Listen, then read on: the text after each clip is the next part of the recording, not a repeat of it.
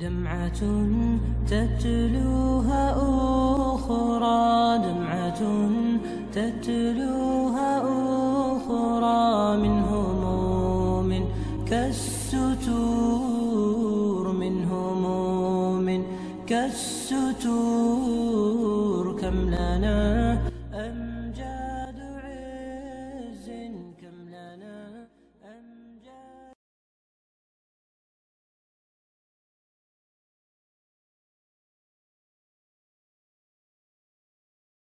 Adabnya ada 8. Yang pertama, adab bermuamalah, berinteraksi dengan hadis dhaif. Yang pertama, ketika menyampaikan pada orang hadis dhaif, wajib disampaikan pada orang yang mendengar status hadis tersebut.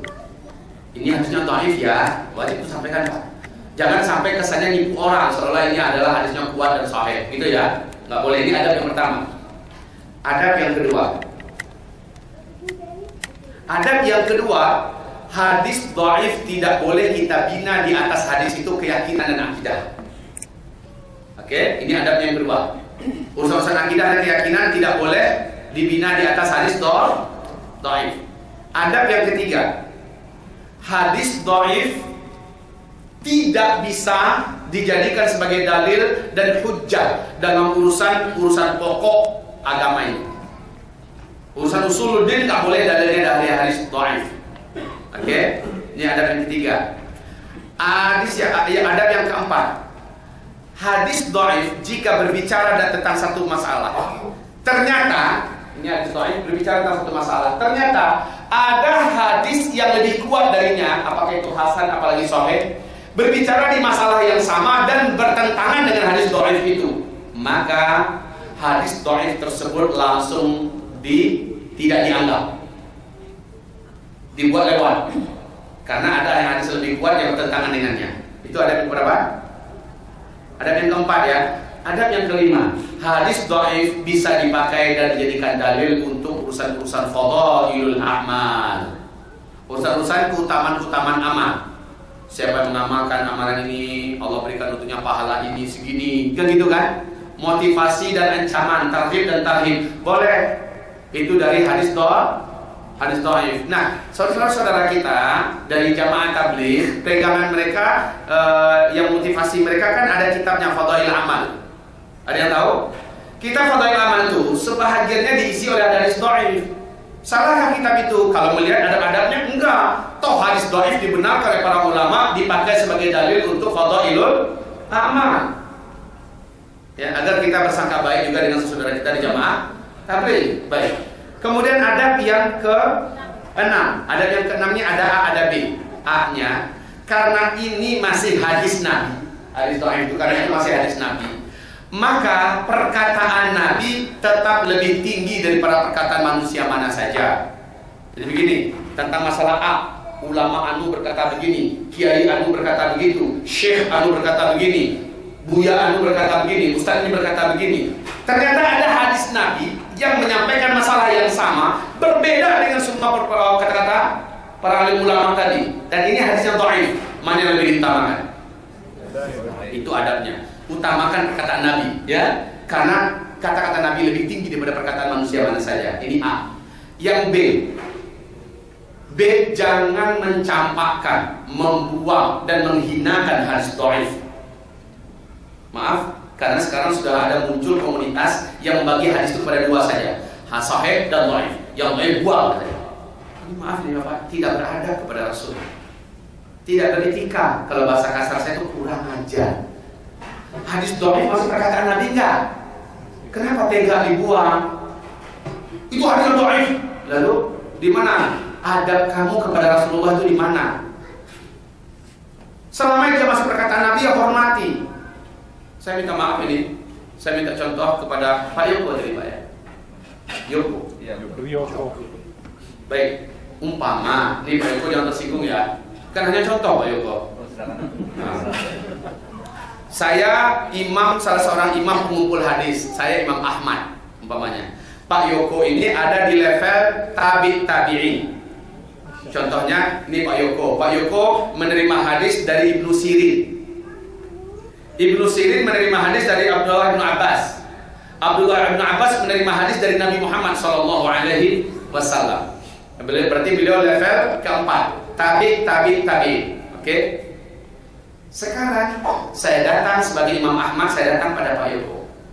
Pak Yoko, saya dengar kabar Pak Yoko dekat dengan Ibnu Sirin ya, muridnya Abdullah bin Abbas. Benar, wahai Pak Imam Ibnu Ahmad, boleh nggak saya dapatkan hadis dari Pak Yoko? Oh silakan, kata beliau kan. Saya mulai catat. Silakan Pak Yoko, sebutkan hadisnya. Beliau mengatakan, berkata Ibnu Sirin. Kata Ibnu Sirin dia menerima hadis dari Ibnu Abbas. Kata Ibnu Abbas dia langsung mendengar dari Rasulullah. Saya catat tuh urut-urutannya begitu. Terakhir sanadnya adalah kepada beliau, kepada Pak Yoko. 1, 2, 3 ada 17 hadis umpamanya. Kemudian selesai, ya terima kasih Pak Yoko ya. Iya sama-sama Pak Imam Ahmad. Suatu hari saya melihat Pak Yoko. Minta maaf.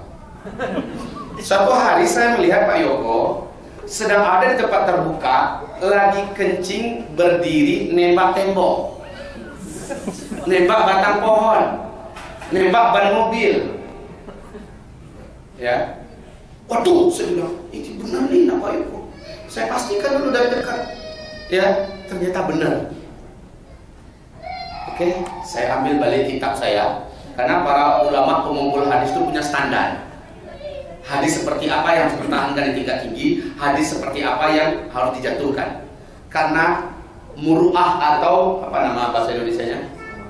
Memang bahasa Indonesia muru'ah ya, wibawa. Karena kewibawaan beliau etika yang kurang maksudnya ya. Marwah. Ya. Akhirnya saya cari hadis yang saya terima dari Pak Yoko. Oh ini dia. Maka saya langsung kasih kode hadis itu jatuh nilainya. Hanya gara-gara seseorang yang menyampaikan hadis tidak bermarwah. Nah ya. Suatu hari saya temukan Pak Yoko makan berjalan dengan tangan kiri. Udahlah makannya berdiri, jalan lagi pakai tangan kiri lagi. Saya rujuk lagi kepada itu, saya jatuhkan lagi hadisnya.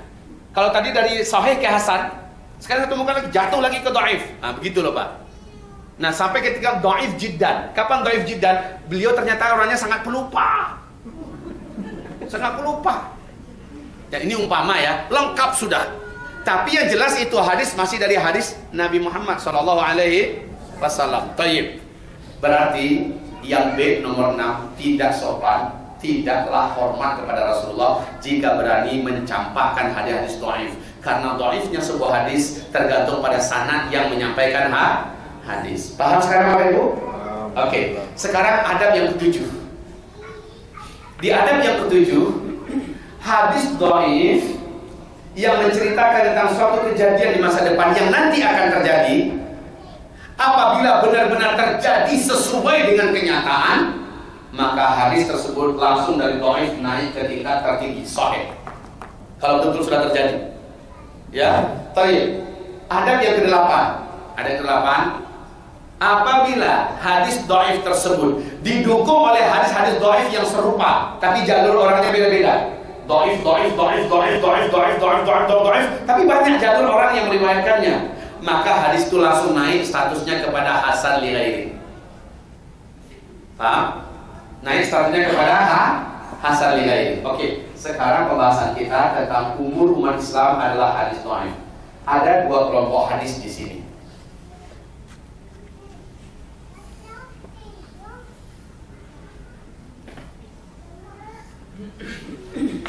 Kelompok hadis yang pertama dari Abu Daud. Berapa sih batasan antara umat Islam ini diutus, sejak Nabi Muhammad diutus sampai umat Islam wafat? Yang pertama, Nabi mengatakan umur umatku adalah umur umat Yahudi dikurangi dengan umur umat Nasrani. Umur umat Yahudi itu Bapak Ibu dari Nabi Musa ke Nabi Isa. Berapa lama? Dalam sejarah dikatakan 2000 tahun, lebih sedikit. Dikurangi dengan umur umat Nasrani. Umat Nasrani itu sejak kapan? Sejak Nabi Isa sampai ke Nabi Muhammad 600 tahun. Berarti 2000 kurang 600 jadi berapa? Jadi 2000 kurang 600 jadi 1400 lah. Ya, 1400. Ustaz, kita sekarang sudah 1438. Udah lebih 38. Kita sekarang sudah 1438. Udah lebih dong Ustaz, udah 12 dong. Awas, ini baru satu hadis. Hadis yang lain masih dari Abu Daud, tetapi hadis ini jalurnya banyak walaupun dia daif, jalurnya banyak, daif, akhirnya naik kepada Hasan li ghairi. Kan begitu tadi adabnya, naik kepada Hasan li ghairi. Dalam hadis itu Nabi berkata begini, umur umatku di sisi Allah adalah 1 hari. Aslinya nih, Bu, umur umatku di sisi Allah adalah 1 hari. 1 hari di sisi Allah kita menghitungnya di dunia berapa? 1000 tahun. Dalilnya surat As-Sajdah ayat 5. Yudabbirul amra minas samai ilal ardh thumma ya'ruju ilayhi fi yawmin kana miqdaruhu alf sanah mimma ta'uddun. 1 hari di sisi Allah, kamu menjalani, kamu menghitungnya di dunia 1000 tahun. Dan Nabi berkata, umur umatku ini di sisi Allah hanya 1 hari saja. Lalu Allah menambahkan untuk umatku 1/2 hari lagi. Di penutup hadis Nabi berkata, semoga umatku tidak menjadi lemah karena Allah menambahkan untuk mereka 1/2 hari lagi. Ternyata benar ya, makin ke ujung makin berat nggak yang harus dihadapi oleh umat Islam. Ternyata benar. 1 hari tambah 1/2 berapa? 1500 tahun. Hitungan hijriah loh ya. Hitungannya hitungan hijriah. 1400 satu riwayat, 1500 satu riwayat. Loh, ada 2 riwayat. Lalu baiknya bagaimana? Nah, para ulama mulai melakukan mencari jalan keluar. Maka bermunculanlah prediksi-prediksi. Kata para ulama, habisnya orang Islam di muka bumi adalah antara 1400 ke 1500. Ada yang berani menyebutkan 1476 hitungan hijriah umat Islam habis. Dan ini dinisbatkan kepada Syekh Al-Hafiz Ibnu Hajar Al-Asqalani dalam kitab Fathul Bari, Syarah Sahih Imam Al-Bukhari. Ketika saya cek langsung ke buku induknya, saya tidak menemukan Syekh Al-Hafiz Ibnu Hajar menyampaikan itu. Berarti ini adalah klaim bohong yang disematkan kepada Syekh Al-Hafiz Ibnu Hajar. Imam Suyuti, dan ini memang disampaikan oleh Imam Suyuti, 1477 Hijriah. Imam Suyuti ini tidak ada ulama dunia yang tidak kenal dengan beliau. Memang ulama yang luar biasa keilmuannya, pakar dan ahli bidang hadis dan fikih. Tapi Bapak Ibu, beliau dikritik habis-habisan oleh ulama semasanya karena berani menyebutkan tahun. Ada yang berani menyampaikan 1482 Hijriah habis umat Islam serentak di muka bumi. Saran saya, tinggalkan semua angka ini. Sebab mereka tidak berdalilkan pada ayat ataupun kepada hadis yang sahih. Bahkan sumber mereka malah dari hadis dhaif. Saya dalam hal ini lebih senang dan lebih tenang dengan pernyataan Al-Hafiz Imam Ibnu Rajab Al-Hambali. Beliau menyampaikan umur umat Islam di muka bumi ini lebih dari 1400 tahun, tapi tidak akan lewat dari 1500 tanpa menyebutkan tahun tertentu. Ini lebih aman nggak? Lebih aman, dan saya lebih memilih itu dalam hal ini ya. Umur umat Islam, umat Nabi di muka bumi ini lebih dari 1400 tahun, tetapi yang pasti tidak akan lewat dari 1005 tahun Hijriah. Sekarang ayo kita berhitung. Seandainya kita ambil full saja genap 1500. Sekarang sudah 1438. Berarti 1500 dikurang 1438. Jadi berapa? Ini kalau kita ambil full ya. Kalau kita ambil full. Jadi 62 tahun lagi. 62 tahun lagi tersisa hidup orang Islam di muka bumi. Lama atau dekat? Dekat atau lama?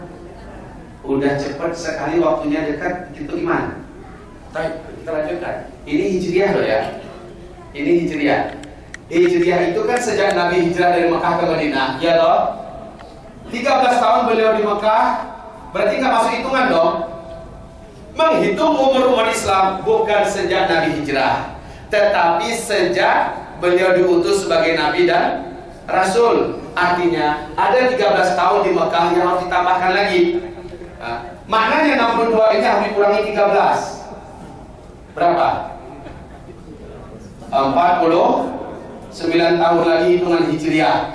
Paling lama Melalui riwayat ini keberadaan orang Islam hidup di muka bumi ini paling lama 49 tahun lagi. Setelah itu tidak ada tersisa satupun orang Islam di muka bumi ini. Ayo.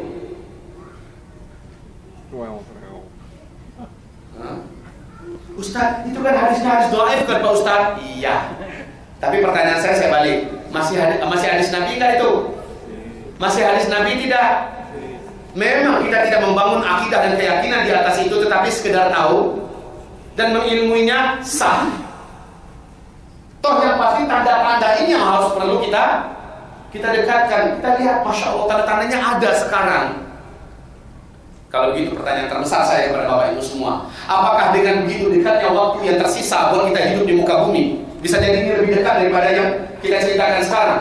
Apakah dengan waktu yang ini dekat, masihkah pantas kita mempermainkan sholat? Wahai Bapak, kita jadikan sholat itu di ujung waktu, karena kita sholat karena tidak. Masihkah tega kita bermain dengan riba, karena semangat nambah akses, semangat nambah harta, beli tanah, beli rumah, lalu main dengan bank, kredit, ngutang ke bank ribawi dan sebagainya. Allah, apakah masih pantas kita berbuat zalim, mendurhakai kedua orang tua kita? Apakah masih pantas kita menelantarkan agama ini walaupun diinjak-injak, walaupun agama menjerit meminta agar kita membelanya? Kita diam saja, terus mencari dunia, pada waktu sudah makin dekat dunia dicari tidak akan bisa kita bawa. Sementara yang bisa kita bawa adalah yang kita perjuangkan di jalan agama Allah Subhanahu wa taala. Bapak Ibu, apakah masih pantas kita durhaka dan melawan para suami, kita jahati dan kita zalimi istri? Apakah masih pantas kita memelihara memelihara putusnya tali silaturahmi hanya gara-gara duit, hanya gara-gara warisan, hanya gara-gara tega kita tidak bertegur sapa? Apakah masih layak Bapak Ibu untuk kita meneruskan dosa maksiat zina? Mata berzina, berselancar di dunia maya, kita bercerita dengan curhat-curhat hati, bahkan memperlihatkan aurat dengan orang yang bukan mahram kita, yang halal bagi kita. La haula wala quwata illa billah. Setelah dekat begini waktu, apakah masih pantas kita menelantarkan kesempatan yang ada buat memperbanyak membaca Al-Quran dan menghafalkan beberapa tambahan surat sebagai persiapan-persiapan? Setelah Bapak mendengarkan ini semua, wahai ibu-ibu, seharusnya adalah apa yang disabdakan Nabi SAW. Di sini Nabi mengatakan, badiru bil a'mali fitanan. Ketika fitnah di negeri Syam membara, kata Rasulullah. Ini adalah pertanda Al-Mahdi akan keluar. Terjadi fitnah di negeri Syam. Syam ini di mana? Syria. Fitnah ini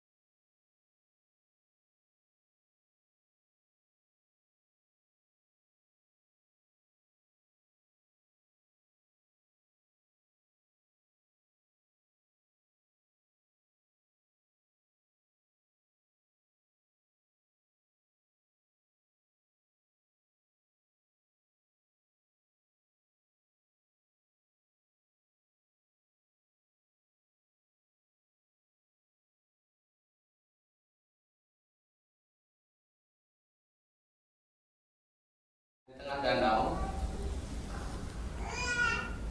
seperti ini. Dari permukaan danau ke dalam jaraknya hanya 45 meter kedalamannya. Jangan dipikir terlalu dalam ya, Danau Tiberias itu. Ternyata hanya segitu dalamnya danau ini. Bapak Ibu, danau ini sejak ditemukan oleh manusia, danau ini tidak pernah susut airnya, tidak pernah. Tapi tonton di TV nasional Israel tahun 2012, masih ada di YouTube sekarang, cuma tonton berita besar tahun 2012 ya. Ada apa? Sejak 2003 sampai ke 2013, berapa tahun ini? Hanya 10 tahun, danau ini sudah susut 16 meter. Hanya 10 tahun. Dan kepanikan pemerintah Israel diumumkan di televisi 2012. Secara umum diumumkan bahwa masa depan Israel terancam. Sebab apa? Israel nggak punya sumber air yang lain untuk kehidupan. Mereka nggak punya sungai, mereka nggak punya mata air kecuali hanya dari danau ini. Dan sejak 2003 sampai 2012 waktu itu diumumkan, danau ini sudah susut 16 meter hanya dalam 10 tahun. Kondisinya 2015 akhir danau ini, jadi kalau 16 meter berarti udah kayak gini bentuknya.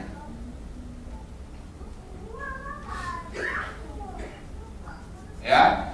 Nah, 2015 sudah nampak muncul pulau kecil di tengah-tengah danau. Maknanya apa? Maknanya saking susutnya danau ini, bagian dasar yang paling menonjol sudah kelihatan seperti pulau kecil. Begitu kondisinya. Kaum muslimin 2015 8 bulan 20 hari yang lalu dari sekarang ya, kondisi danau ini sudah diumumkan oleh pemerintah Israel di televisi mereka, sudah lewat dari garis merah sekarang sampai di garis hitam. Maknanya apa? Air ini sudah tidak bisa lagi diharapkan sebagai sumber kehidupan bangsa Yahudi di Israel. Jadi diumumkan bahwa sumber air berikutnya bangsa Yahudi di Israel adalah air laut yang disuling. Ini pengumuman resmi sekarang. Karena Bapak Ibu dekat dengan sini, kalau bisa diurus visanya, silakan. Main-main lah sana. Mau? Daripada live YouTube, bisa jadi Ustaz Zulbohong. Ya kan? Subhanallah Bapak Ibu, ketiga-tiga ini sekarang sudah menjadi fenomena alam yang nyata. Sudah terjadi 1, 2, 3. Dan Nabi menyebutkan menjelang Dajjal keluar, umatku akan ribut satu muka bumi dan mereka menjadi pecundang. Dan orang-orang yang beriman dari umatku nanti betul-betul akan tersaring. Orang-orang munafik juga akan berkumpul bersama orang munafik. Pada saat Dajjal akan keluar, kondisi umatku saat itu sudah terbelah dua menjadi belahan besar.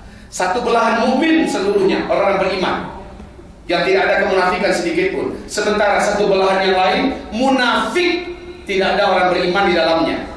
Setiap negara hari ini ada saja agenda akhir zaman yang Allah munculkan sehingga antara orang beriman dengan orang munafik itu terbelah langsung. Kalau di Indonesia sejak penistaan Al-Quran, terasa nggak oleh Bapak Ibu? Sejak penistaan Al-Quran, bukan hanya orang Indonesia di tanah air, orang Indonesia yang ada di perantauan juga begitu langsung terbelah. Siapa yang berpihak dengan para ulama, membela kehormatan Al-Quran bersama-sama dalam perjuangan ini, maka jelas dia menunjukkan keimanannya. Sementara orang-orang munafik berpihak pada penista Al-Quran, dan sekarang ulama dinistakan. Siapa saja yang bersama dengan penista ulama dan seterusnya, jelas kemunafikannya kalau orang Islam. Apabila itu sudah terjadi, kata Rasulullah, tunggulah Dajjal muncul pada waktu itu atau besoknya, menandakan sangat dekat tanda Dajjal itu akan keluar. Oke? Lalu Dajjal itu di mana nanti akan keluar? Nabi mengatakan Dajjal itu akan keluar nanti di kota Asbahan. Dan di situ ada orang-orang Yahudi yang menantinya dengan 70.000 orang lelaki dengan baju jubah hijau, jubah agama Yahudi, dan mereka memegang pedang-pedang dan senjata manual dari besi-besi terbaik di muka bumi. Di mana Asbahan, Ibu? Iran. Asbahan itu adalah sebuah kota di negeri Iran. Sekarang Asbahan resmi menjadi kota Yahudi. Dan di Asbahan sekarang sudah tersiapkan 70.000 orang lelaki Yahudi murni yang menggunakan jubah tanpa berjahit. Dan mereka telah menyelesaikan persiapan senjata-senjata pedang mereka, tombak mereka dari besi-besi terbaik, Pak. Sepertinya mereka juga sudah sangat yakin bahwa Sang Al-Masih sebentar lagi akan hadir. Subhanallah, persiapan. Oleh karena itu Bapak Ibu, bagaimana cara selamat? Itu yang pertama tadi. Kata Nabi, kuatkan iman kalian, luruskan pemahaman akidah kalian dan tauhid kalian. Ini yang pertama. Yang kedua, kata Rasulullah SAW, rapatlah hidup kalian dengan Al-Quran dan As-Sunnah. Hiduplah kalian di atas Al-Quran dan Sunnah saja. Dan yang ketiga, jika kalian dengar Dajjal sudah lepas, larilah ke Mekah atau ke Madinah. Hanya dua kota ini yang Dajjal tidak akan bisa masuki, baik fisiknya atau kemampuannya atau bala tentaranya tidak akan bisa masuk ke Mekah dan ke Madinah. Yang keempat, kata Rasulullah, hafalkan 10 ayat pertama dari surat Al-Kahfi atau 10 ayat terakhir. Ibu sudah hafal itu belum? Sudah, yang belum? Yang belum, tolong buat agenda. Saya wajib hafal. One day one ayat nggak apa-apa. Tapi dibuat nanti sepasih kita baca Al-Quran, Al-Fatihah, ya, hafalan kita. Kemudian yang kelima, kata Rasulullah, bacakan sebelum Assalamualaikum dalam setiap sholat wajib doa perlindungan dari Dajjal. Allahumma inni a'udzubika min 'adzabil qabri wa min 'adzabil nar wa min fitnatil mahya wal mamat wa min fitnatil masiihid dajjal. Itu yang dibaca. Kemudian yang terakhir kata Rasulullah, jika kamu mendengar Dajjal masuk ke kota kamu, maka segeralah kamu bersembunyi ke dalam rumah-rumah kamu. Disuruh ke dalam rumah, ya. Disuruh ke dalam rumah, bukan ke dalam masjid. Disuruh ke dalam rumah. Pastikan wanita-wanita kamu masuk ke dalam rumah, mak-mak kamu, gadis-gadis perempuan kamu, pastikan mereka masuk ke dalam rumah, ikat mereka di dalam rumah. Subhanallah, nggak tahu. Yang jelas Nabi menyuruh dalam hadisnya masukkan ke dalam rumah. Tutup pintu rumah kamu rapat-rapat, tutup jendelanya rapat, dan di dalam rumah itu bacalah surat Al-Kahfi. Ini perintah Rasulullah. Kalau umpama bertemu di jalan, kita nggak sempat lari, Dajjal sudah ada di depan, bala tentaranya nangkepin kita. Apa yang kita lakukan di depan Dajjal? Perintah Nabi, bacakan di depan Dajjal 10 ayat yang sudah kamu hafal dari surah Al-Kahfi. Ya, itu yang dibaca. Apa kegunaannya? Mudah-mudahan dengan membaca itu sihir Dajjal tidak tembus ke dalam jantung kita, dalam hati kita. Mudah-mudahan hipnotisnya tidak menguasai kita. Ya, ini yang kita harap, dan mudah-mudahan kita ditegarkan oleh Allah ketika harus terbunuh dan syahid di depan Dajjal. Tanamlah hari ini. Nabi mengatakan, walaupun besok kiamat sudah pasti, hari ini masih ada satu butir biji kurma yang bisa kita tanam hari ini.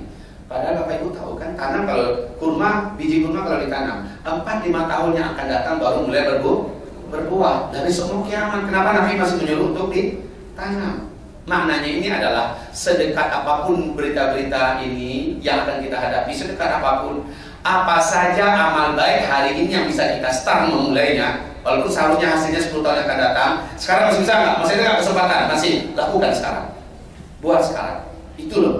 Maknanya jangan sampai Bapak Ibu mendengarkan pengajian ini, pulang-pulang ke rumah bahunya udah pada jatuh, jalannya udah kayak gini. Pak, kok jalannya kayak gitu? Udah mau kiamat. Jangan. Nanti anak-anaknya udah mau kuliah, udah tamat SMA kan? Nah, kamu mau kuliah ya? Iya Pak. Iya Pak. Dengar ceramah sudah mau kiamat. Buat apa lagi kuliah? Susah. Nggak benar itu. Nggak benar. Ya harusnya gimana? Semangatlah terus menanam kebaikan hari ini, walaupun hasilnya harusnya 10-20 tahun yang akan datang. Padahal dekat kan? Iya. Maka Bapak Ibu yang kami muliakan, tetapi prioritaskan panggilan Allah ketika azan. Salat 5 waktu Pak, jangan ditunda-tunda. Mumpung Ramadan Allah hadiahkan untuk kita sekarang ini, maka Bapak Ibu jadikan ini Ramadan terbaik. Maaf ini Ramadan tahun ini dengan Ramadan tahun depan, menurut keyakinan pribadi saya, Bapak Ibu insya Allah masih bisa menjalannya dengan aman.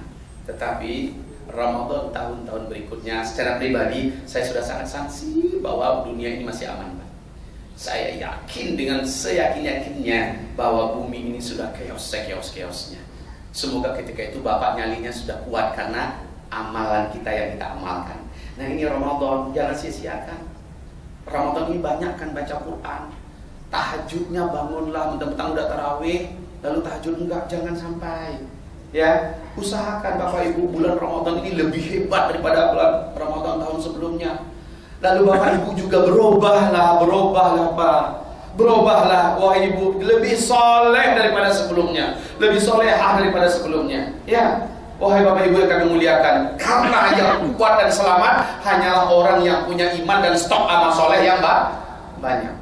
Bapak Ibu, ini yang pertama penyampaian saya.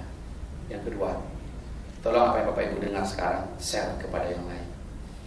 Share kepada yang lain. Supaya ini tidak menjadi akidah buat pribadi Bapak Ibu saja.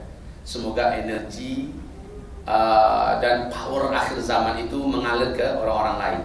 Kalau Bapak Ibu nggak sanggup menyampaikannya, video ini nanti tolong bisa diperbanyak bagi pada saudara kita agar dibagi kepada keluarga kita, ya, share pada mereka. Silakan cetak dalam bentuk CD dan segala macamnya, bagikan. Atau buka YouTube saya, nanti Uzma Media TV Channel, Uzma Media TV Channel. Oke, baik Bapak Ibu, silakan Bapak Ibu nanti diskusilah dengan saya. Gabunglah nanti di zulkiflima.com, zulkiflima.com. Silakan komunikasi dengan WA saya pribadi, tapi mohon maaf, tidak boleh bertanya masalah fikih ya, atau curhat-curhat pribadi, nggak boleh. Silakan nanti tanyakan masalah akidah, masalah akhir zaman khususnya ini nomor HP saya. Berapa? 62 812 660 11331. Ini adalah HP pribadi saya. Saya bukakan. Tapi yang saya layani hanyalah yang diskusi tentang akhir zaman, bicara tentang akidah. Kalau bicara masalah darah haid, bicara tentang masalah muamalah, bab fikih, silahkan tanyakan pada ulama-ulama kita yang lain, ya. Baik. Berikutnya Bapak Ibu. Saya sekarang ada di sini. Subhanallah, Allah takdirkan. Seperti yang saya katakan tadi, maukah Bapak Ibu saya di bulan Ramadan yang suci ini saya imbau bersama memperbanyak tabungannya? Mau tidak? Mau tidak Bapak Ibu? Kantor cabang Payakumbuh Sumatera Barat atas nama pembangunan gedung madrasah. Jadi maksudnya ke pembangunan gedung nanti akan dimanfaatkan untuk pembelian tanah, ya. Gedung MMUS atau BCA. BCA ini hanya numpang lewat, yaitu kantor cabang Payakumbuh juga 61450 47360. Ini atas nama saya sendiri, Zulkifli Muhammad Ali. Tolong konfirmasi ke nomor HP WA ini apabila sudah transfer. Muhammad Ali. Baik. Ini saja dulu. Kemudian Bapak Ibu, ini adalah untuk pembebasan tanah. Kami masih bersemangat. Iya, kami sangat bersemangat. Kami sangat bersemangat melanjutkan cita-cita besar ini. Sedekat apapun huru-hara terjadi, maka setidaknya inilah prestasi kami di mata Allah Subhanahu wa taala yang sudah kami mulai start. Maka Bapak Ibu, gabunglah di sini. Silakan ambil 10 meter, silakan ambil 100 meter kalau beliau Allah rezeki. Siapapun yang untuk agama Allah diurusnya, tanahnya di surga yang dia sudah beli duluan. Subhanallah. Baik. Kemudian khas di bulan Ramadan ini, bersama kita ada 76 dai unggulan kita yang ada di Sumatera Barat. Afwan ya, memang hanya di Sumatera Barat. Dai ini juga kita kirim ke pedalaman. Bapak Ibu, para dai ini juga mengajar di pesantren dan juga di pesantren kita, dan mereka rata-rata mempunyai penghasilan dan penghidupan yang sangat minim. Apabila Bapak Ibu ingin membahagiakan mereka, silakan dari zakat malnya. Silakan dari zakat malnya. Kita juga punya 136 anak-anak miskin dan anak yatim. Di bulan Ramadan ini, Bapak Ibu bisa salurkan zakatnya untuk kepentingan menyenangkan mereka dan membahagiakan mereka pada bulan Ramadan ini. Saya sangat berharap Bapak Ibu bisa membantu para dai-dai kita dan ulama-ulama kita yang memang sedang kita tugaskan ke depan untuk mengurus agama Allah SWT, dan mereka tidak punya penghasilan yang lain. Tafadhol Bapak Ibu. Ini nanti bisa Bapak Ibu masukkan di BSN Kacak Payakumbuh juga, Payakumbuh.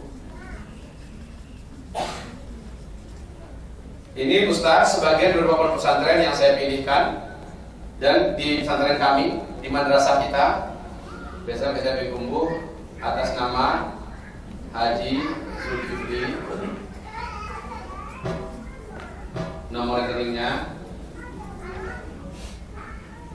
063 05 kali 89. Ya, ini kepentingan yang ini ya. Tafadhol, silakan Bapak Ibu. Baik, Masya Allah. Sedekat apapun masanya, kami tidak pernah berhenti untuk mencetak prestasi terbaik. Dan semoga prestasi ini mendapatkan dukungan dan kebersamaan umat Islam Nabi Muhammad SAW. Baik, hanya demikian saja dari saya. Semoga tidak ada satupun di antara kita yang tidak memanfaatkan peluang yang ada ini. Nasihat saya sampaikan ilmu ini, berlomba-lombalah menjadi orang yang lebih taat dan lebih soleh daripada sebelumnya, dan tabungkanlah sebagian hartanya untuk kepentingan akhiratnya, buat menolong agama Allah SWT. Kemudian sampaikan materi ini kepada yang lain seperti yang saya katakan tadi. Setelah itu kitab ini bagi yang mau memesan, pesanlah kepada panitianya, biar nanti panitia berkoordinasi dengan IMSKA. Insya Allah kita akan kirimkan sebanyak yang memerlukan. Niatkan mendapatkan kitab ini untuk memiliki ilmu yang utuh, memiliki dalil dan hujah yang benar, dan niatkan membeli kitab ini sekalian berinfak dan bersedekah. Karena hasil dari kitab ini adalah untuk pembangunan kita. Kita sekarang sedang terjepit oleh pembangunan yang wajib, mau tidak mau kita sangat wajib. Sehari menjelang Ramadan saya kemarin, saya sudah sampai di Qatar, saya sudah ada di hotel. Masuk SMS kepada saya dari ketua yayasan, Ustaz ada yang mau bicara. Ternyata video call ya, video call dari WA. Ada seorang ibu datang dari Pontianak. Dia menyampaikan, Ustaz saya mau berwakaf 50 juta. Saya katakan, Masya Allah Ibu, Barakallahu Fik, kita sedang menanti rezeki dari Allah untuk bisa membangun saung-saung tahfiz. Maka saya arahkan langsung yayasan, langsung siapkan saung-saung tahfiz untuk 3 saung. Ini menandakan kebutuhan kita untuk pembangunan fisik sekarang sangat besar. Karena yang mau belajar itu banyak, sementara kita tidak punya sarana untuk siap menampung. Mudah-mudahan Bapak Ibu melihat peluang ini tidak menyanyiakan kesempatan. Demikian saja dari saya. Mari kita berlomba dalam beramal soleh. Marilah kita saling membangunkan yang lain dan saling mengingatkan diri kita. Waktu sudah tidak banyak. Jangan menganggap dunia ini masih lama. Yang terbaik di antara kita adalah yang mengambil pelajaran ini lalu mempersiapkan diri. Dan yang paling rugi di antara kita adalah masuk tangan telinga kanan, keluar telinga kiri, lalu tidak peduli dengan apa yang terjadi, hidupnya berjalan seperti biasa. Saat ini benar-benar sudah terjadi, dia orang yang paling dalam penyesalannya, sementara menyesal itu memang selalu terakhir dan tidak ada guna menyesal ketika kita sudah tidak lagi ada waktu untuk membenahi dan memperbaiki diri. Sekarang kaum muslimin. Wabillahi taufiq wal hidayah. Demikian saja, mohon maaf dari batin. Yang benar hanyalah dari Allah dan dari Rasulnya. Yang salah adalah dari diri saya dan dari syaitan yang terkutuk. Jika di antara Bapak Ibu ada yang ingin langsung menyerahkan infaknya sedekahnya saat ini, silakan titipkan pada panitia. Nah, nanti panitia yang akan menyerahkan pada kami atau melalui rekening. Lakukanlah mumpung teknologi masih ada, hartanya masih berguna sekarang. Subhanakallahumma wa bihamdika asyhadu an la ilaha illa anta astaghfiruka wa atubu ilaik. Sebelum saya tutup dengan salam, zakat tidak boleh untuk membeli tanah. Zakat tidak boleh untuk membeli tanah dan untuk pembangunan. Jadi kalau ada yang mau mengeluarkan zakat mal, khusus yang untuk yang tadi, yang untuk perjuangan di jalan agama Allah. Jadi jangan masukkan nanti ke rekening itu untuk, Ustaz ini zakat saya untuk beli tanah, nggak boleh. Ya, yang untuk beli tanah adalah infak Bapak Ibu, wakaf dan sedekah. Paham ya? Semoga saja Bapak Ibu menyadari ini. Subhanakallahumma bihamdika asyhadu an la ilaha illa anta astaghfiruka wa atubu ilaika. Wassalamualaikum warahmatullahi wabarakatuh.